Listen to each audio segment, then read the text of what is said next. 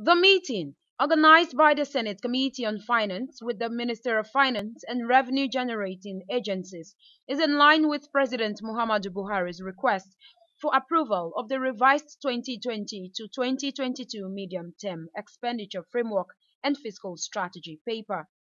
A cross-section of the Finance Committee members said with the current benchmark of $25 per barrel of crude oil as reflected in the proposed revised MTEF and FSP, the viability of the petroleum sector as the country's mainstay should be brought to question.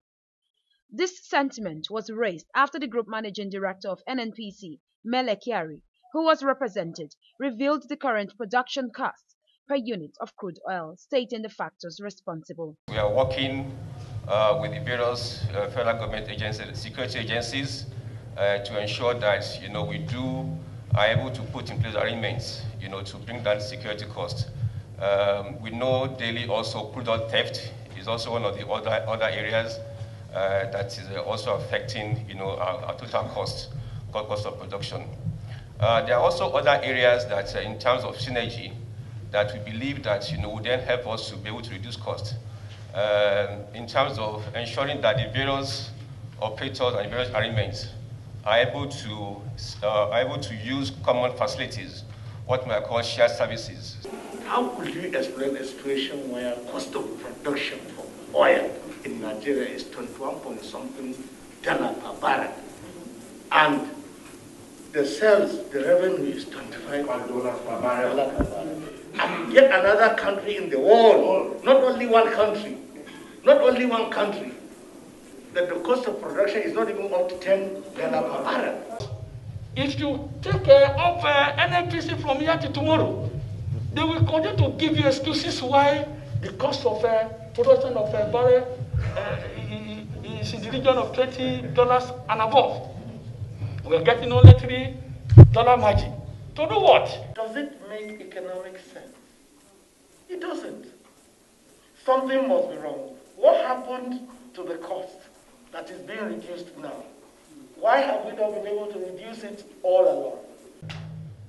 Iran, even Russia, they have their own unique security issues. Why is our own so peculiar? So peculiar that our cost of production will get up to 21 per dollar. From 8.86 trillion to 3.33 trillion. Are you saying that it's a worthwhile investment for us as a nation, judging by the fact that the cost of producing 1 barrel of crude oil is $21 and the benchmark is $25 for over 180 million Nigerians? On stamp duty, the executive chairman of the Federal Inland Revenue Service, Mohammed Nami, said the planned reduction of expected revenue from 463 billion naira to 200 billion naira was largely due to the present economic realities occasioned by COVID-19 pandemic. The stamp duty, sources of stamp duty is not restricted to ordinary transfers between customers in the banking sector.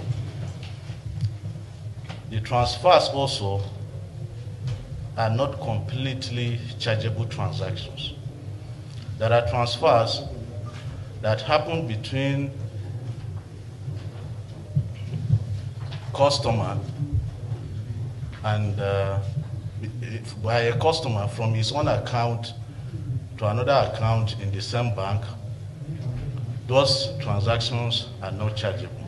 At the close of the session, the chairman of the Senate Committee on Finance, Senator Solomon Olamileko, said his committee will focus its searchlight on the CBN with regards to collection of stamp duty. It is expected that the Central Bank of Nigeria, yes, the Senate is having before him to investigate the stamp duty account with the Central Bank of Nigeria. That motion has been passed by the Senate to the Committee on Finance to investigate. I will not hesitate to do that because there is need for us to get to the root of this matter regarding the cashless transaction and this clearinghouse, the NIBS, or what do you call them?